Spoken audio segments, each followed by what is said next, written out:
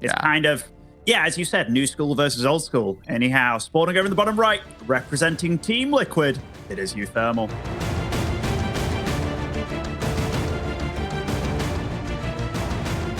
And up here in the top left-hand side of the map, we have the red Protoss player. He is none other than Sidestorm Gaming's MaxPax.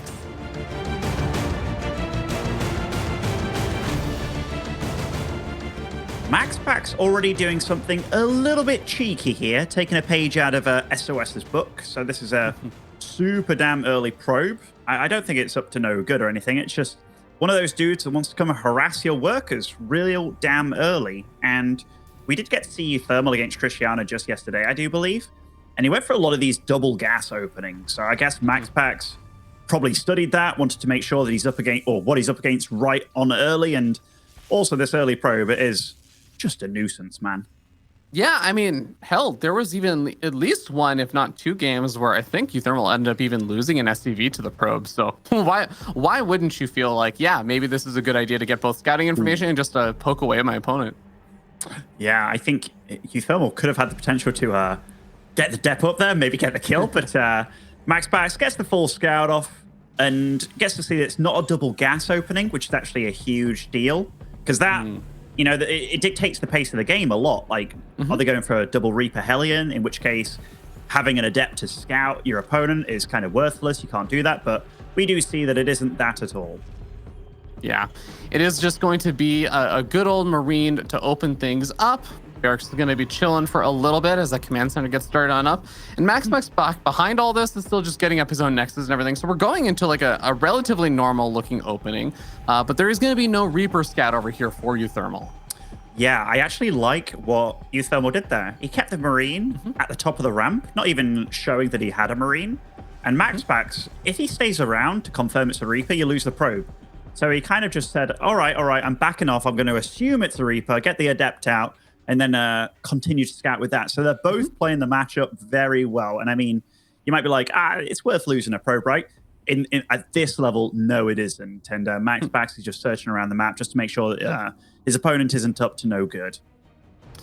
And there is, in fact, an SCV over here in the bottom left-hand side that we'll see if it does decide to do something as it throws down the starport down there. So unfortunately for MaxPax, his probe is in the wrong side. But man, that is a very cheeky location. It's pretty far out there, but he is also kind of protected by both the pillar and also the brush that makes it hard to spot.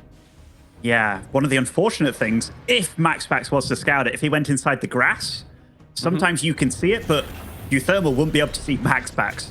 Oh, yeah. MaxPax does get the scout off to see that it is indeed Hellions, and he is already making a wall off at the natural here, going for a robo first, as well as his structure of tech. So definitely on the defense, or at least the scouting. Oh, in fact, it was a Twilight Council. My bad. Twilight Council, robo into Dark Shrine. A beautiful build. This is, I mean, one of those DT drops is one of the ways that Christiana was actually able to take the first map off of uThermal yesterday. So definitely interested to see how this ends up playing out. uThermal was not going for quite this kind of opening, though. And one of the fears I do have is that when you go for these like fast tech ups to Dark Shrine kind of drops, is that you don't necessarily have as many units available to deal with these Hellions as they drop into your main. MaxPax is scouting, by the way. He just saw where those Hellions were. So I think he knows exactly where uThermal plans on dropping. One Stalker?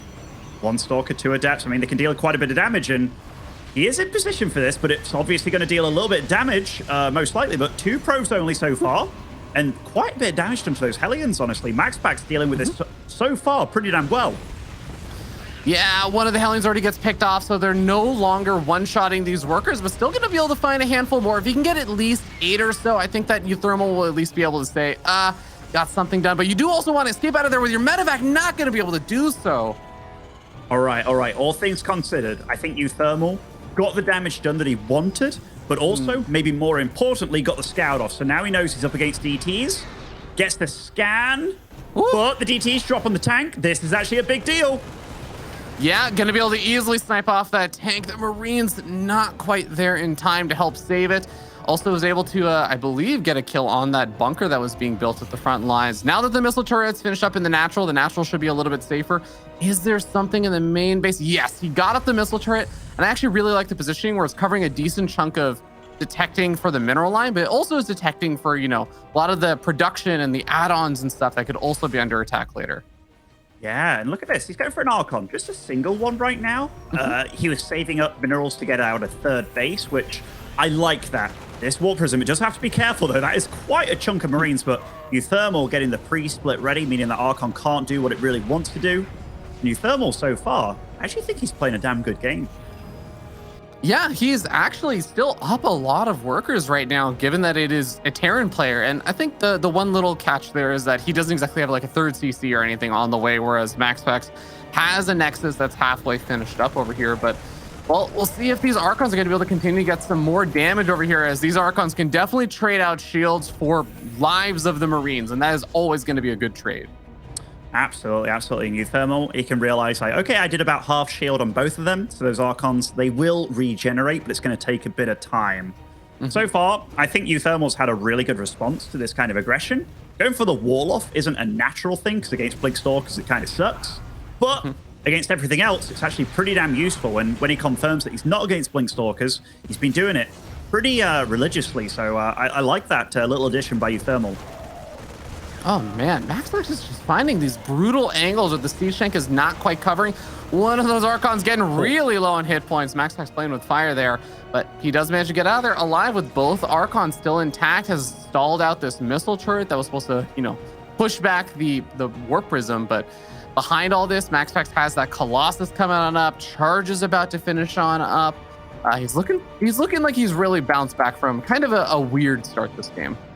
Isn't it amazing? Like, obviously, this game started off a bit chaotic, but MaxPax did all the good scouting. Like, this whole map has been searched. Yeah. But MaxPax, his transitions here, like, now he's up to 3 bases, getting Blink, Colossus. He's also still harassing with the Archons and stuff. Like, he's actually done such a good job of just getting back into this. And I mean getting back. Oh, he has to be so careful here, though. Woo. Yeah, the Warp Prism is going to go down with both Archons inside of it, Ben. That's so expensive. Oh. Well, 600 gas down the drain just like that, and you're kind of one way to keep the Terran at bay. Like, now MaxPax has to be so worried about uThermal just crossing the map, but what an error there. Now the resources lost. It's equal all over again.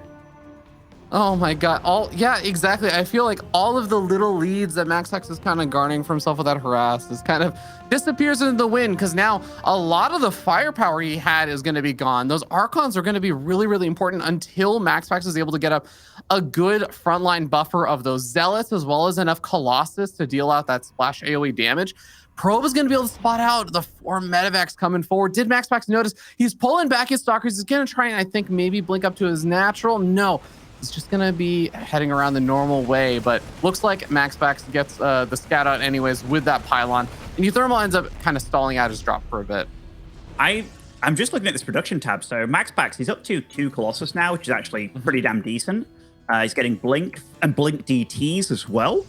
I find the balls on this kid so huge. The fact that despite losing the Warp Prism with the 2 Archons, he's like, you know what? Yeah, I'll get Blink DTs. I'm going to be ready for the next stage of the game after I get my 4th up and stuff. But yeah, I like how he's handling it, man, because despite that big error, he's still in this for sure.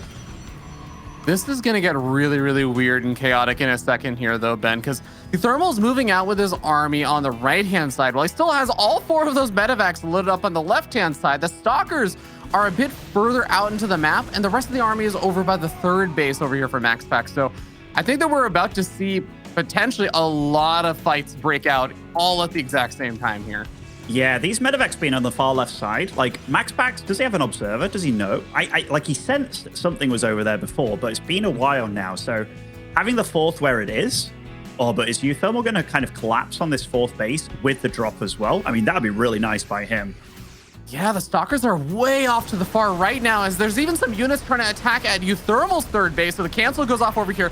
The bunker does get busted on down, and most of the units get killed inside of it. There are some reinforcements that should be able to deal with this. The Stalkers trying to buy some time, but a lot of them going to end up falling in exchange for that. Colossus come on forward. Have enough of the Stalkers gone down that the units can just pick up in the medevacs, though? But uThermal, like, patience is a virtue, and he drops into that natural. I mean, my MaxPax God. is trying to warp in a lot of DTs, a lot of units to deal with this. And I mean, they do have Blink, so they can get on top of that army and deal a lot of damage. But, oh, and he does it, goes right on the tank, right on the army, and uThermal has to get on out. Yeah, 10 workers end up falling over there. uThermal's definitely ahead in workers and also managed to kill off that 4th base. So economically, I think that was still a good trade for uThermal. And it's really just a question, did he lose a lot of units in the process? And honestly, at the end of the day, Ben, I feel like he traded units, even though he did end up losing a few, especially to the GTs. Yeah, don't get me wrong. uThermal's actually doing everything really good this game and is ahead. The fact that MaxPax is kind of hanging on there is definitely a testament to how good he is. But yeah, the patience of uThermal, he's really showing a new side of him, because I've always known him to be aggressive, in your face, but he's showing a lot of intelligence with how he positions and waits for his drops and stuff as well. A little bit of a supply block there. Some of the pylons end up going down. It looks like he will get another pylon up. I was a little worried because uThermal is getting geared up to do another drop. And a Protoss player who gets supply block right as a drop comes into their main base or their natural is always a Protoss player in pain, but he is going to have a little bit more time. uThermal ends up backing off with his drops, not really feeling the moment there, as quite a few Stalkers actually sit in the natural. Yeah, uThermal's advancing tech-wise so beautifully. Like, he's getting the 2-2 before the Protoss is getting 2-2. In fact, MaxPax is only getting damage upgrades, which that's all well and good. Or these DTs going to get caught out over here as well. MaxPax does realize nice and sharply before taking any losses. But uThermal's army, it's getting big, man. Like, how many goats are in the fray here? It's going to be 3 with 3 more joining. That's a lot of EMPs.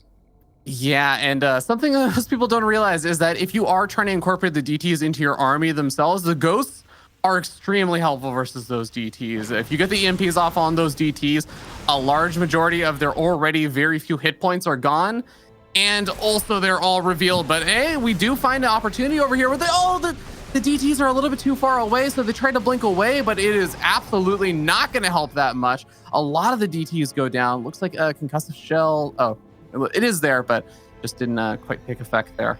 Regardless, MaxPax in potentially a lot of trouble over here. I like that MaxPax went for that, but it didn't pay off. It was like when you poke the bear and you realize the bear's much stronger than you, and it's like try to blink away. But now MaxPax, he gets a little bit of a favorable trade here. Look at that production tab, by the way. uThermal, 4 command centers on the way. He's playing proper late game, and he's really remaxing on a really strong army too. Yeah, he's already got that 2-2 finished up and everything. There's no more upgrades on the way over here for MaxPax. I think the delay on his 4th base has really hurt. He's got the +2 weapons at least, but no armor upgrades whatsoever or anything. He's really just going to be relying on his raw damage output over here with a lot of DTs, a lot of disruptors, and a lot of Colossus. Yeah, these disruptors, I mean, one man left behind there, but gets up to the top of the map. And uThermal, he's sharking around. Like, he's been maxed for quite some time now, whereas MaxPax is still climbing up. But what's this disruptor count? I feel it's getting so huge. It's up to 6 with 2 more on the way. It's actually a lot of damage. Yeah, I mean, disruptors are the playmaker units over here of StarCraft 2. Never count out a Protoss player that has 4 or 5 disruptors. And I mean, we're still adding on more disruptors. We're going up to 8 right now. Ben, do you feel like there's always that opportunity for Terran players when they see a large disruptor army, they do start thinking about, oh, should I be getting up Liberators or something else? Or do you think that uThermal's just fine sticking around on this Bioforce that he has right now?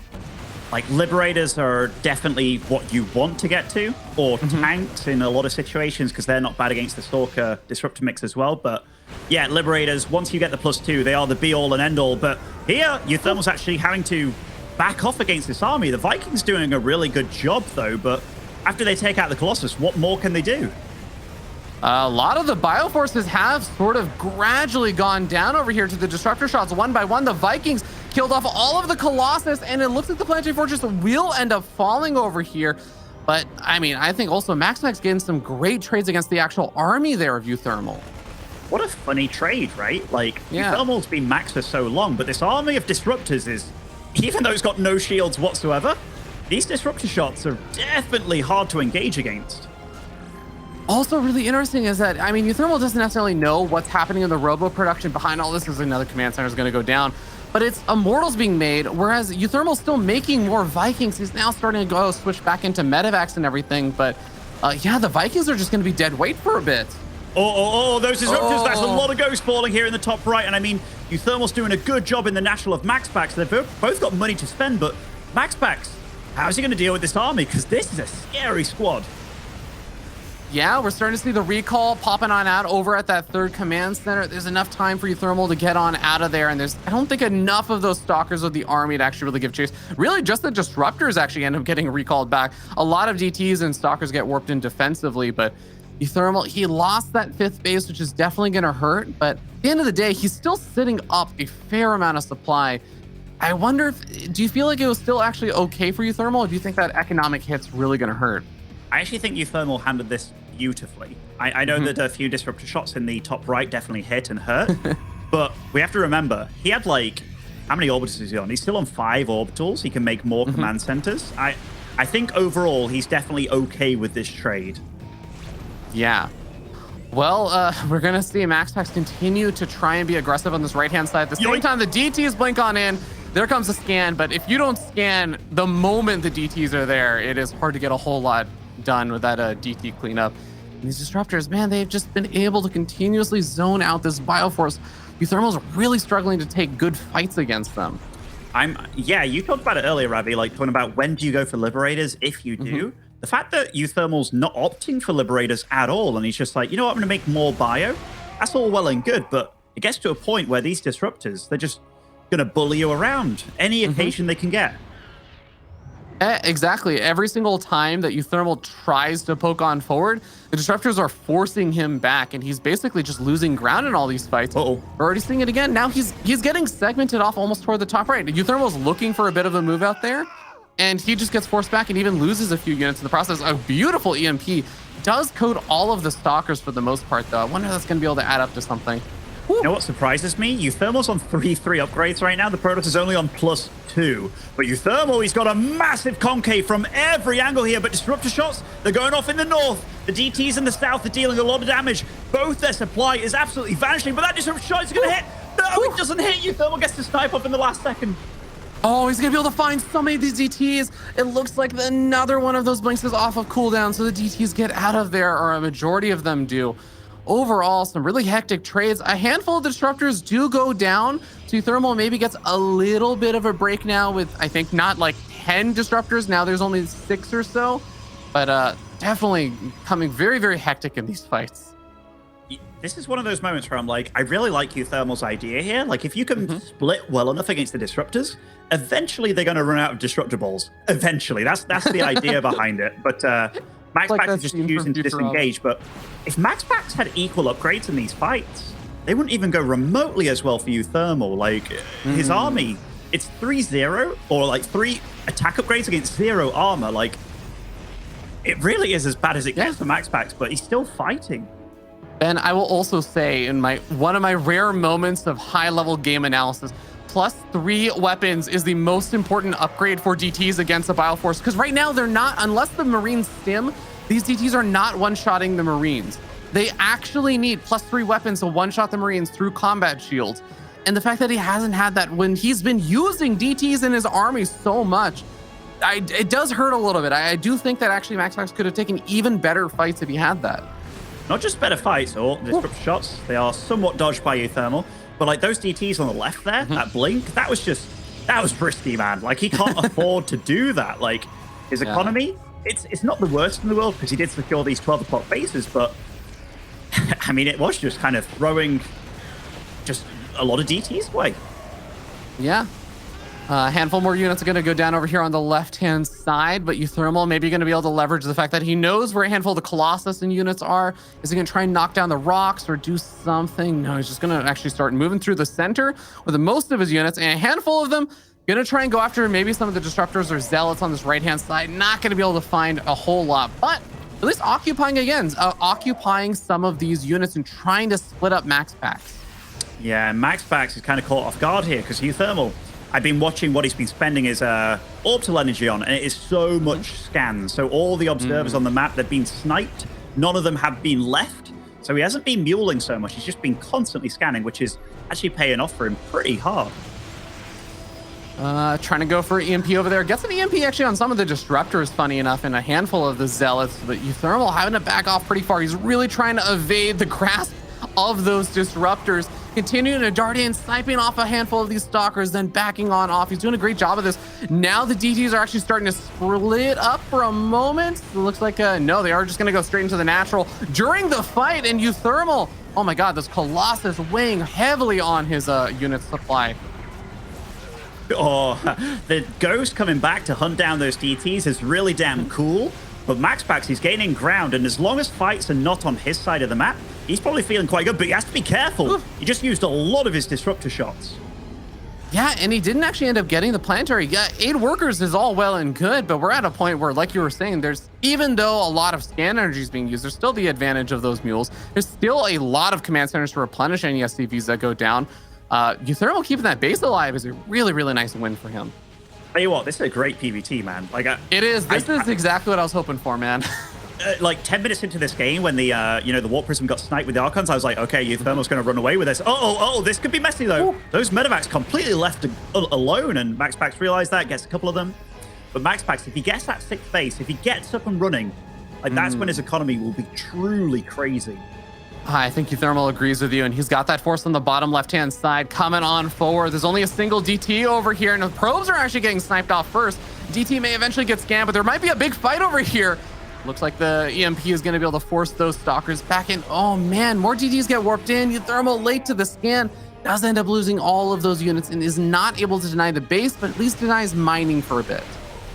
Certainly does. MaxPax still has no armor upgrades on the way. Like, I definitely think they'd help a lot, especially because his army is without shields like 99% of the time, given this high ghost count. 17 ghosts on the field, by the way, just want to say.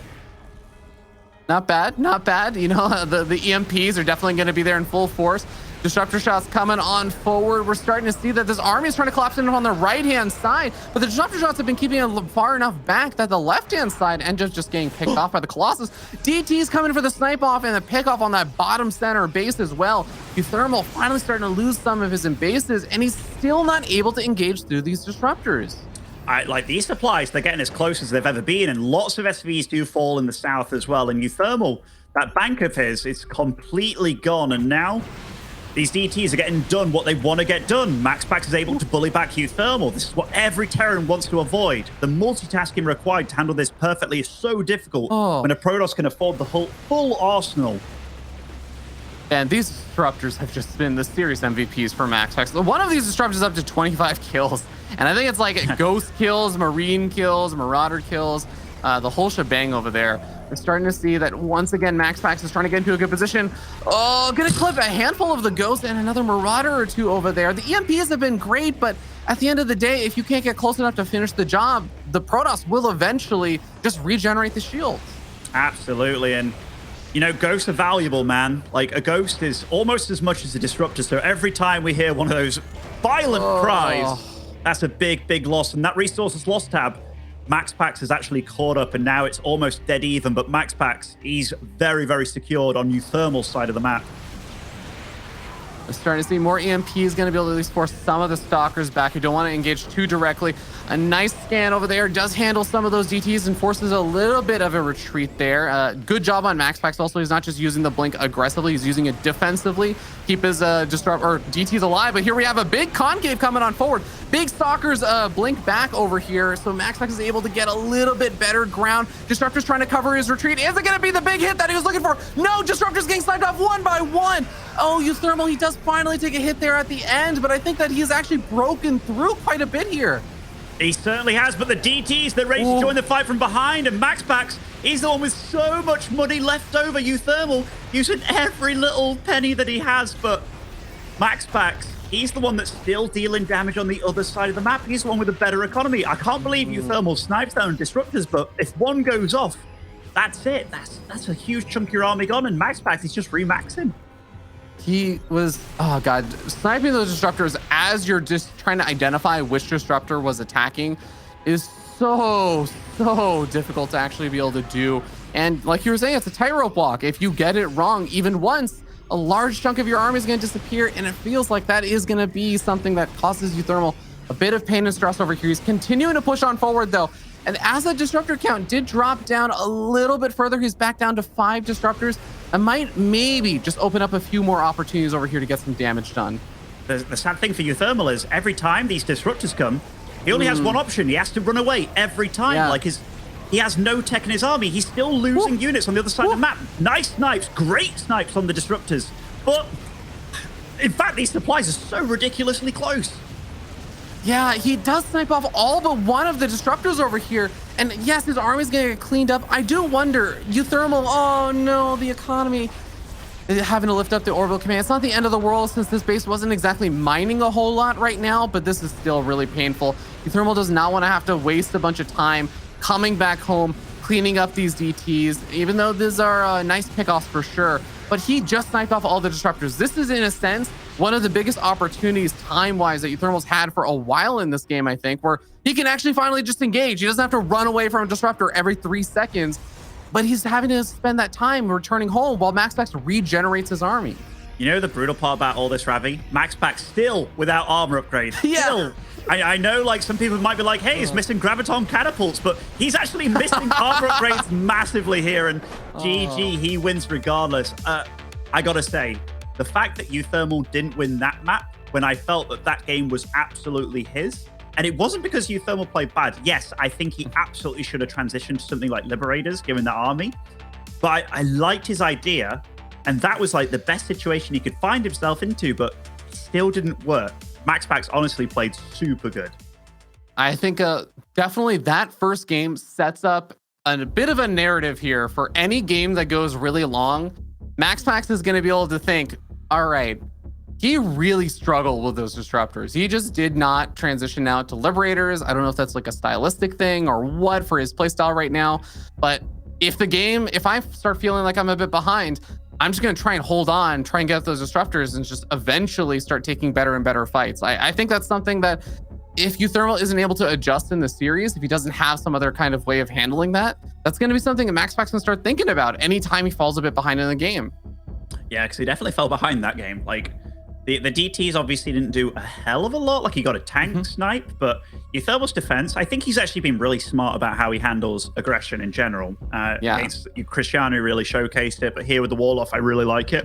But then that warp prism snipe that he got with the 2 Archons, that really tilted things in his favor. But yeah, I'm with you, Ravi. Like, I do know that uThermal has been, he's had stubborn periods in the past. For example, I remember there was a phase or a moment in time where wherever he played a Zerg player, as soon as an Ultralist showed up on the field, he'd kind of GG out, like he'd leave the game. But like, obviously those times are long gone. He's much better. Like, that's around the Cyber Forest era. And he took a little bit of a break. He came back refreshed and he was, boom, back on top again. But yeah, the kind of unwillingness to go to Liberators, even when you're so rich, that scares me a little. Yeah, that was certainly a throwback period when I think Marines did 2 damage to Ultras. Yeah, chitin is plating back then, man. Well, guys, we are going to be starting down here in the bottom right-hand side of the map on top of the blue Terran player from Team Liquid. He is uThermal.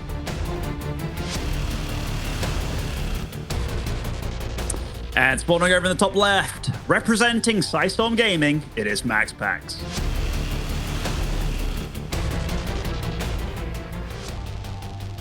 I'm kind of glad that you brought up the, a little bit like the stubbornness and all that stuff that I think uThermal sometimes has with maybe his playstyle or like the way he wants to play out a particular matchup and everything. But I think one thing I really do also like about uThermal is I do feel like when it comes to like best of 5s or best of 7s, things beyond just the best of 3, where you have more games in this series to kind of figure out what's going on, I actually really do like the variety I feel like sometimes uThermal can bring, not necessarily just in terms of like, here's my overall game plan for the matchup, but I think he does have a lot of tricks up his sleeves and a lot of things that he can kind of throw at his opponent. So, best of 5, this is no longer just those group stages and everything. I'll see what uThermal's going to be throwing at his opponent.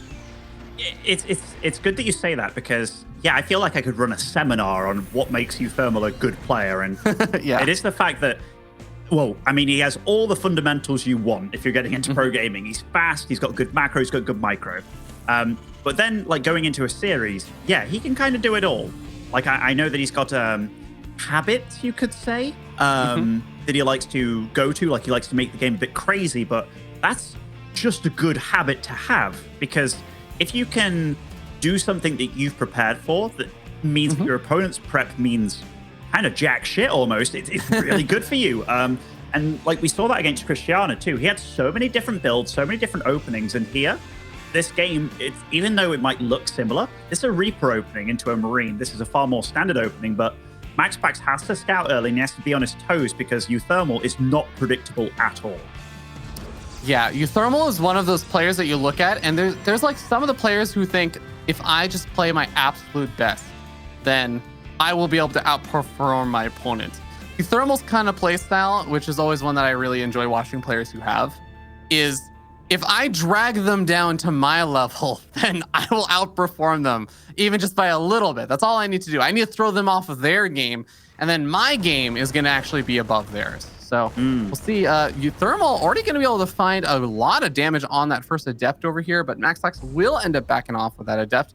Keeps it alive, at least for now.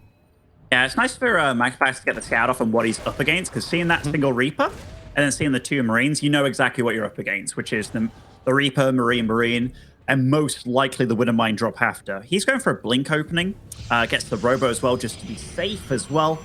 So he at least knows what he's up against. And uThermal, probably going to be able to get the scout off here with this Reaper, depending on how it goes, but with only, well, 0 units. Well, I guess there's one Adept defending, but yeah, so we're going to have a game where they're both totally in the know here, and that's nice. There's no, there's a level playing field.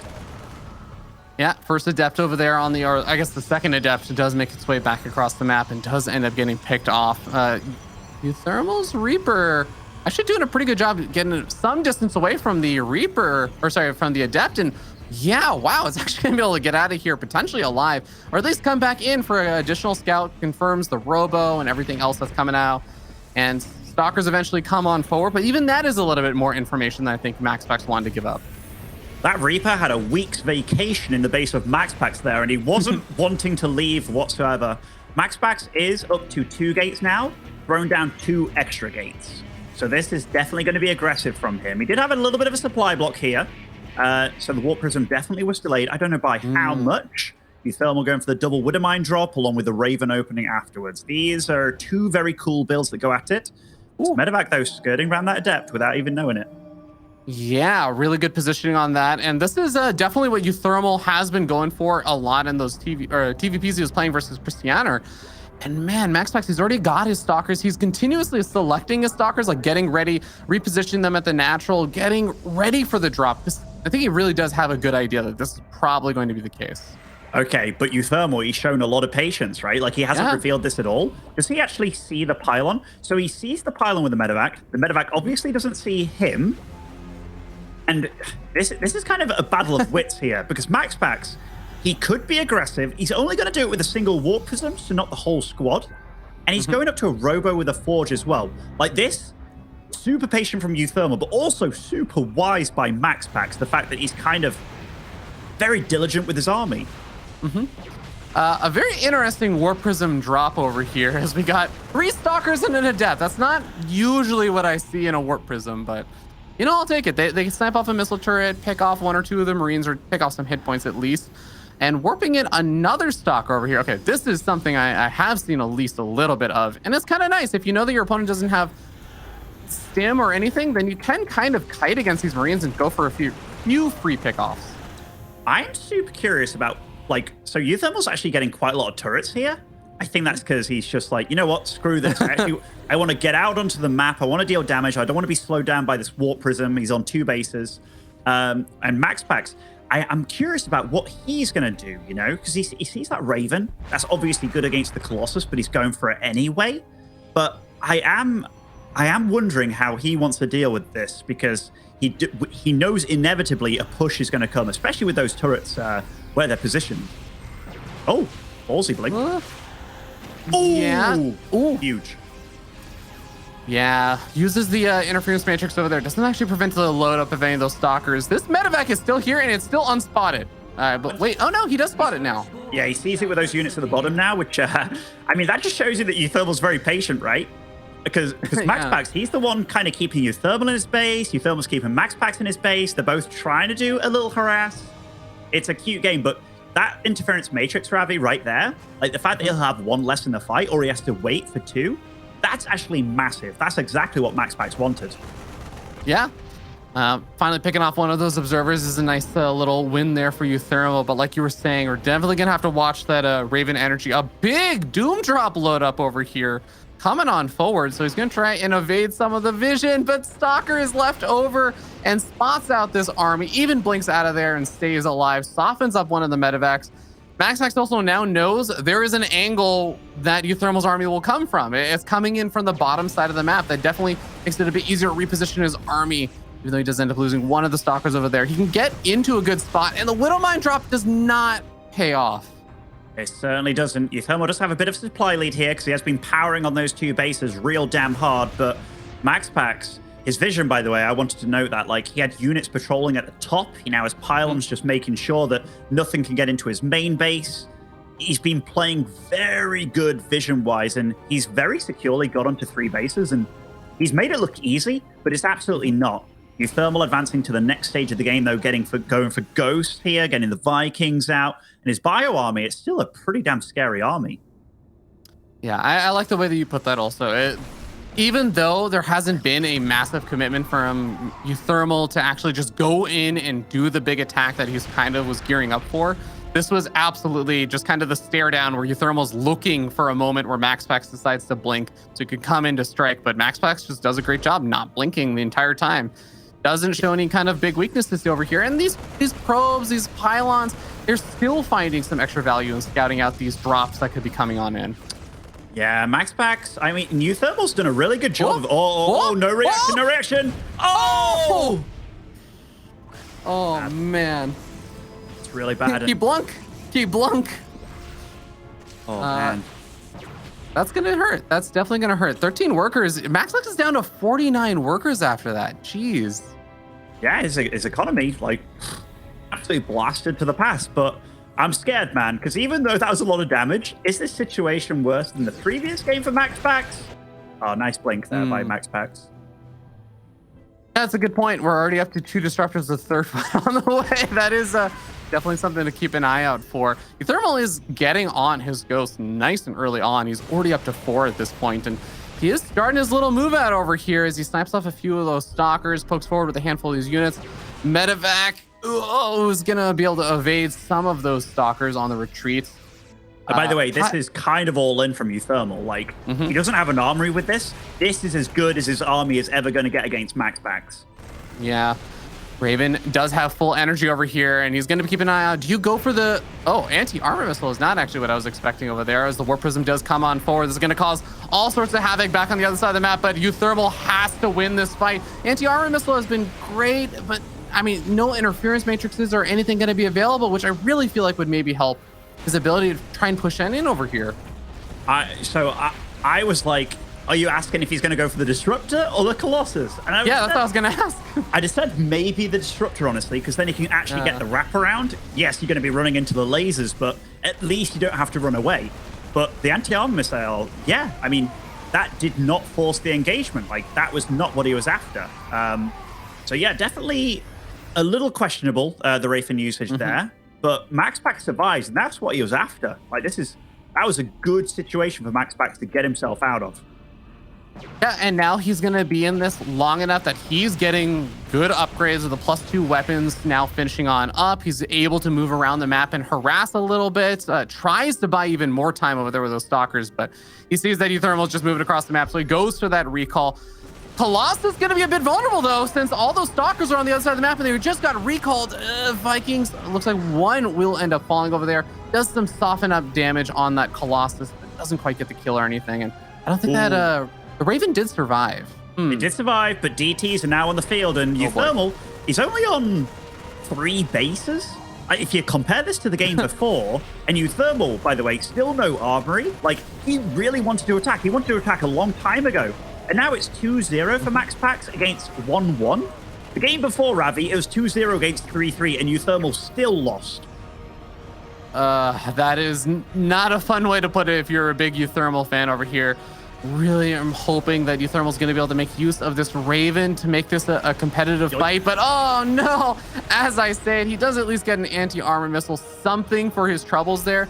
But moving up these ramps is proving to be so difficult for uThermal. Although MaxPax is actually going to come down the ramp a bit, so maybe giving him a bit of an opportunity. The disruptor shots, not the most massive ones so far, and it looks like one or two of the disruptors might end up falling over here. No, doesn't even get the disruptor or the Colossus. All the disruptors are being kept away, and I was really surprised that MaxPax ran down that ramp. That might have been a bit of excitement there for the youngster, but he still walked away with a pretty decent fight. But he's kind of lost the army of uThermal here, which is that disruptor shot almost avoided the units there. Yeah, so now this fourth base will end up falling over here. And of course, there's still going to be that big upgrade advantage and everything, but uThermal can create a nice little concave against this army. And concaves are great against disruptors. It naturally splits out your units a little bit. Vikings are going to have a very hard time as well as the bio splitting versus those disruptor shots, though. uThermal is forced to back off. Ben, I know, of course, we talked again a lot about those upgrades and the lack of army and everything as he's finally starting that up. Do you feel like after sniping off that fourth base, Thermal can maybe start thinking about that transition and he's still going to be maybe able to recover this game? Actually, I think uThermal's ahead here, Ravi, which is really weird to say. Like, I think MaxPax going down that ramp and losing where uThermal was, I think he got massively outplayed and outpositioned there by uThermal. And now his army kind of sucks, and he lost a fourth base because of it. And uThermal, he's actually taken a fourth base. So despite MaxPax doing a lot of things right, yeah, for a good 30 seconds there, I felt like a different player entirely, and this game, it's all of a sudden swung in the other direction almost. Yeah, well, we might be seeing another swing over here if uThermal chases these DTs all the way around. He's going to be even further out of position to actually defend his third base over here. One of the medevacs goes down, the bunker goes down pretty quickly. uThermal's not coming back home. He sees his army, is like, no, I'm going across the map. But he's not even going to a base right now with the pathing that he's taking. He's going very, very roundabout. He's going toward the natural, but it's going to take actually quite a bit of time to get there. There might even be an opportunity to try and recall over here before uThermal can really get a lot of damage done. Okay, I'm actually worried for uThermal because I think MaxPax is kind of going for all the orbital commands here, Ravi, which if he gets all the orbital commands, that means no real detection anymore. That is definitely going to be a little bit scary if that ends up happening. Disruptors coming out against the SCVs. uThermal doing a pretty good job holding that high ground. I love the snipe off on Dark Shrine. There are 9 DTs still out on the map. That's still something to keep an eye out for. And it's worth mentioning that while this orbital command is lifted and not actually floating anywhere, there's a planetary in the top right base for uThermal. So that's not going to be able to do any scans over here. Okay, so uThermal doesn't really have too much detection, but he still has 2 ghosts. Ooh. That is huge because EMP can obviously uncloak, but he's going for the ghost. He gets one of the ghosts. That's actually super huge. Going for the blink as well. Is that the only ghost left? Where's the other one? It's actually in the main base. That's it. MaxPax takes it 2-0. Oh my God. Well done there by MaxPax. Just literal tactical strategic decision making in a chaotic situation earns him that victory. Wow. By the way, there is I was thinking about this not too long ago. You know the old phrase from Wings of Liberty, like never base trade a Terran? Yeah, it's I think it's definitely flipped around. I actually think I think it's a phrase that obviously was absolutely true when the game was a lot slow, but now that it's so fast, I really feel that because MaxPax was in a situation there where it was like 120, 130 supply against 160, 170 of uThermal. I think uThermal's army definitely could beat MaxPax's.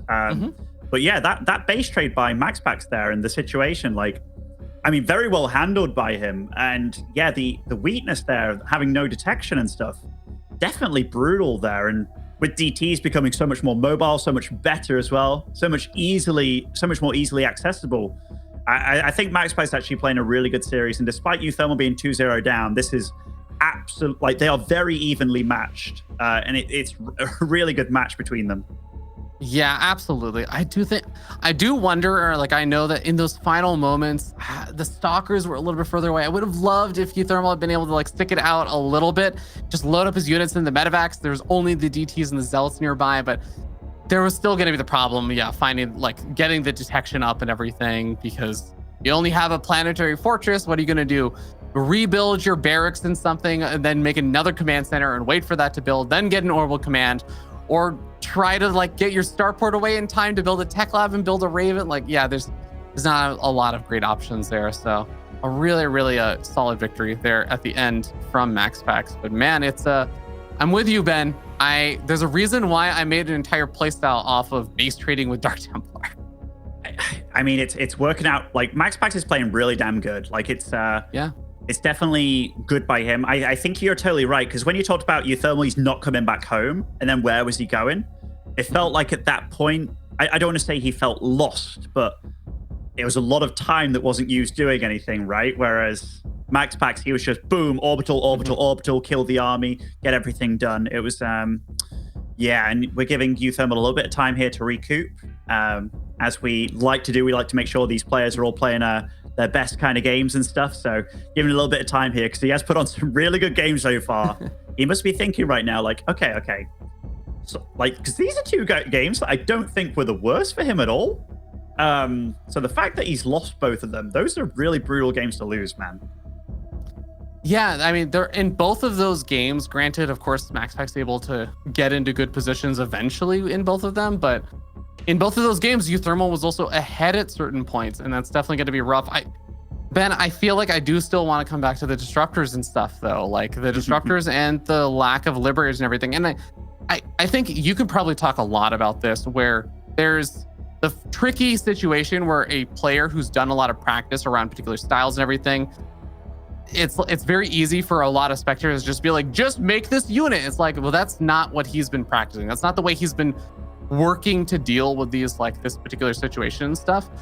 And it's kind of like, do you deviate from your practice versus do you try mixing things up because it doesn't seem to be working? Like, there must be a lot of things like that running through uThermal's head right now.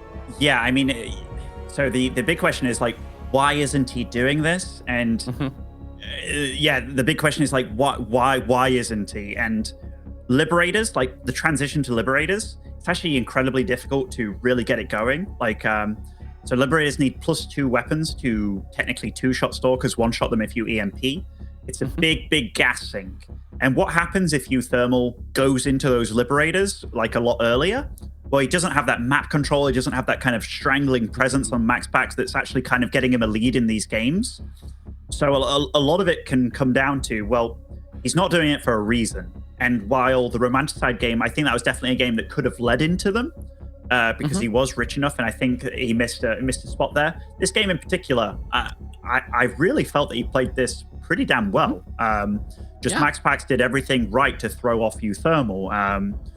So yeah, it's definitely going to be interesting what uThermal chooses to come back into this with, because MaxPax so far, he's just one tough cookie, man. Like, he's obviously microing very well. The DTs are used really awesomely, and his decision making, it's been pretty on point so far.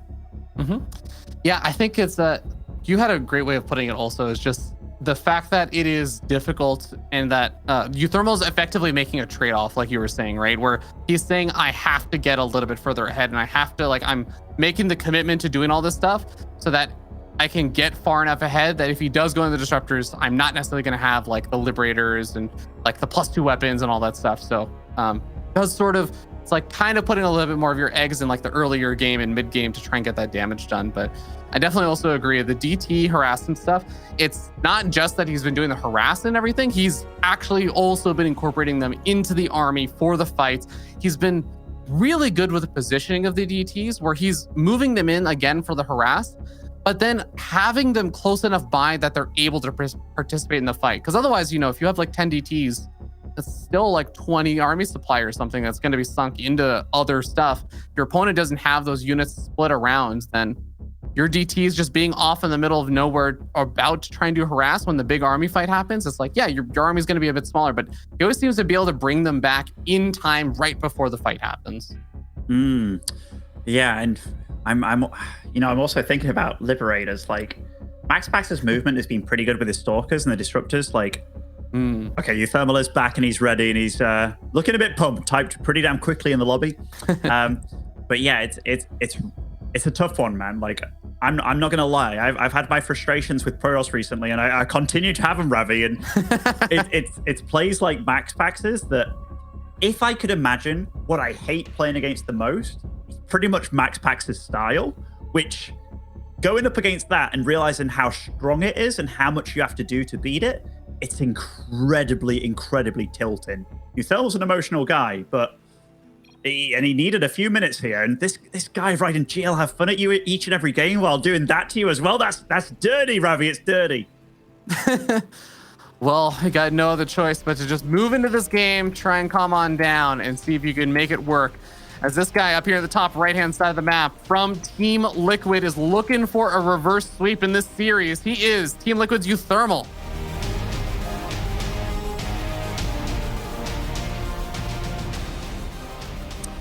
And spawning over in the bottom left, currently 2-0 up. It is Psystorm's MaxPax.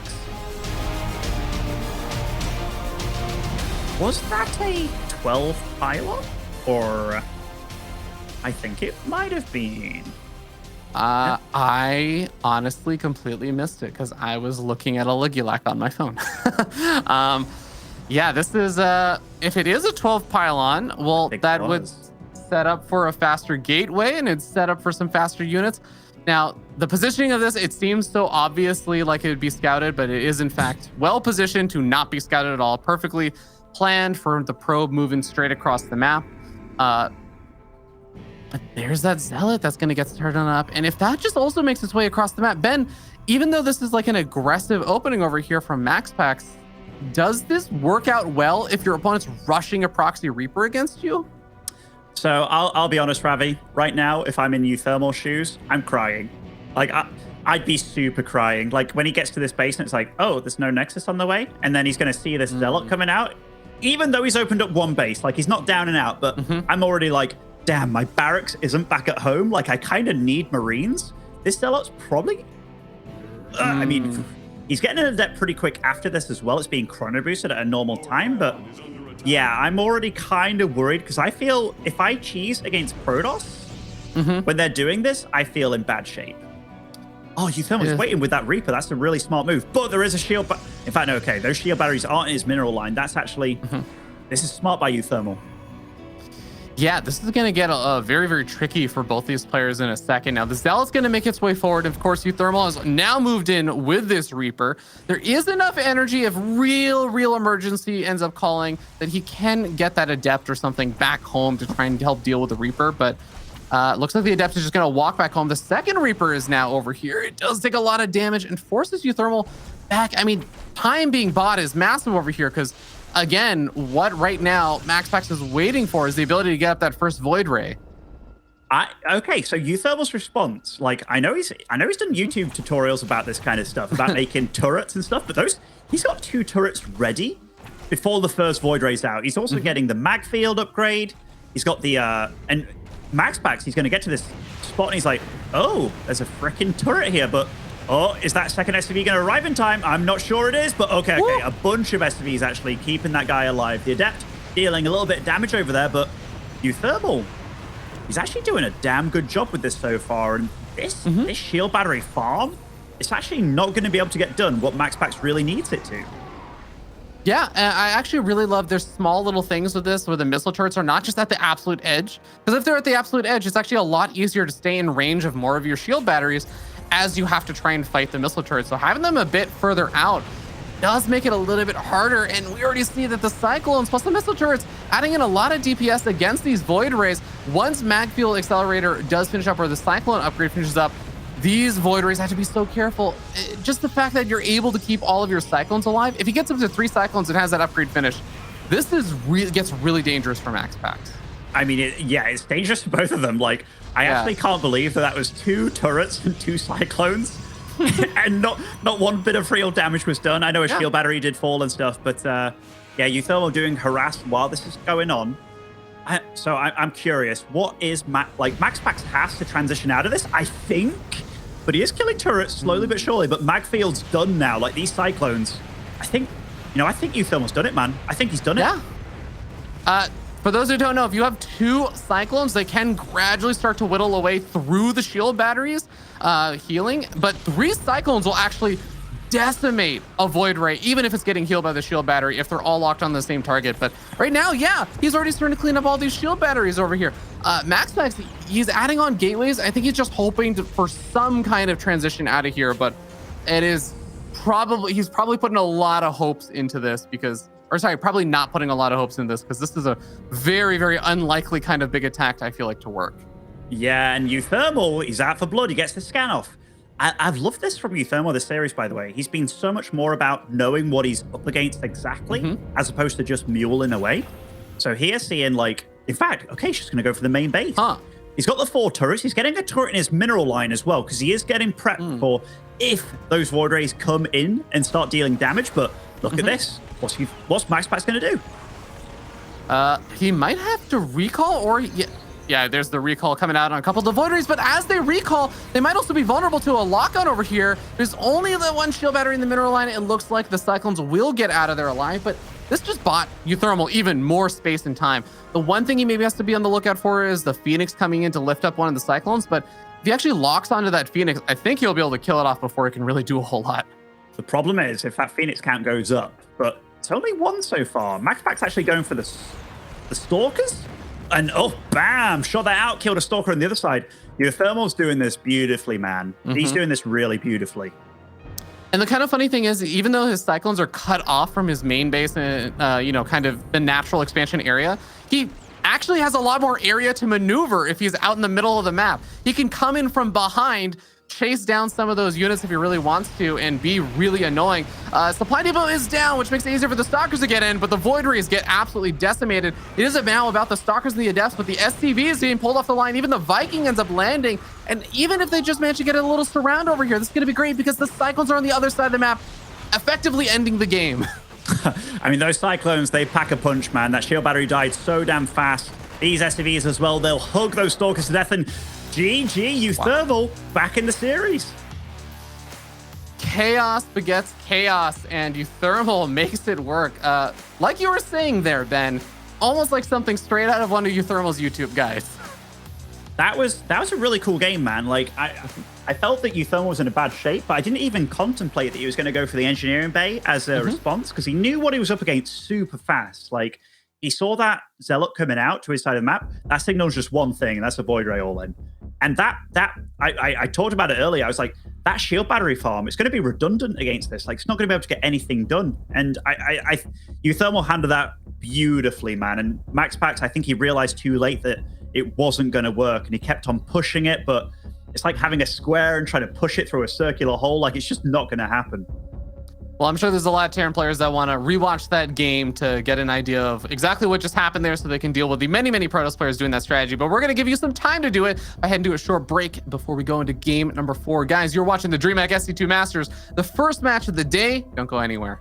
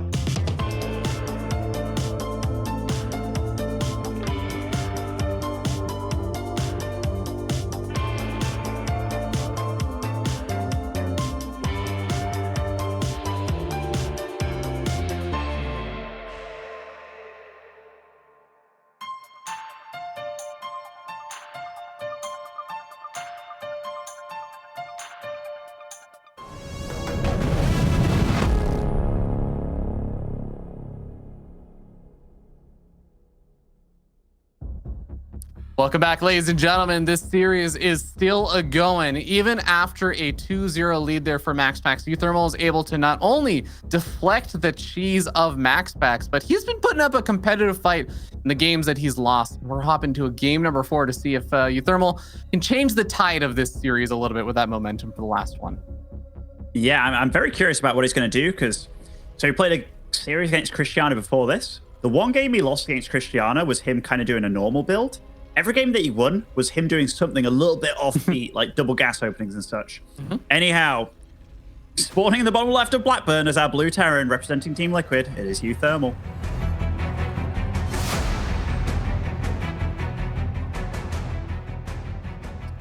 And down here in the bottom right, we have our red Protoss player from Psystorm Gaming. He is MaxPax. You know, when I was talking about in fact, just to finish off what I was saying, but the one game that he won against MaxPax as well so far was him doing the most weird opening he's done so far. Yeah. That kind of stuff can sit with you in your head. And by the way, MaxPax going for a wall off at the slow zones of his base here and going for that super early probe harass as well. Just everything that you hate to play against. Like MaxPax is kind of like Europe's own little SOS when it comes to PvT. I think that's actually a good way of putting it. And I mean, it's fun because MaxPax also is a player, I feel like, especially right now, that a lot of other Protoss players have looked to and been like, well, MaxPax is doing this. And it sort of wasn't the meta, but it's becoming the meta because everyone saw MaxPax was doing it, right? And that's been kind of the way that MaxPax has existed in our StarCraft scene ever since he kind of first hit the scene, right? With that good old BCQD video of like the MaxPax build. I feel like it's very fitting for MaxPax to kind of hold that position in the European scene. Yeah, definitely. Like a lot of Protossers do look at him. They're like, okay, his understanding is very solid. Like his PvP, the way that he handles the early game, they all revere him quite highly. This game, uThermal opted for a reactor first before a unit. So he hasn't done the same build twice, actually, which is really cool. I wouldn't be surprised if he does something like a 6 Marine double Hellion push this game. It's something that I've seen him do in the past, that he's had a lot of success with, but yeah, on Blackburn, it can be particularly good just because you don't expect it to happen at all.